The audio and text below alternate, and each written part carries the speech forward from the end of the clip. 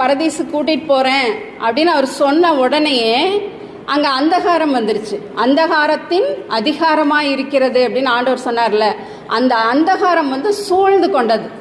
எதற்காக அப்படின்னு பார்த்தீங்கன்னா, முதலையே நான் தான் இவங்களை பிரித்து விட்டேன், இவங்களை பரதீசில் சேர விடாமல் இந்த மனிதனை நான் அழிஞ்சு போகணும், நான் தான் பிரித்து விட்டேன்னு சாத்தான் மீண்டுமாக இவர் இணைச்சிடக்கூடாது, மீண்டுமாக அந்த மனுஷன் உள்ள நுழையக்கூடாதுன்னு சொல்லி ஆண்டவர்கிட்ட போராடுறான்.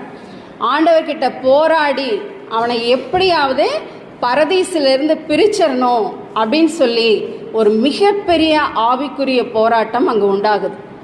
அதனால் அந்த இடத்துல திரைச்சீலைகள் கிழிந்து போகிறது. அந்த போராட்டத்தில் தேவன் வெற்றி சிறந்தார். அதனால் பாருங்க, அந்த அந்தகார லோகாதிபதியை தேவன் வெற்றி சிறந்தபடியினாலே அந்த மனிதனை மீண்டுமாக பரதீசில் இணைத்தார்.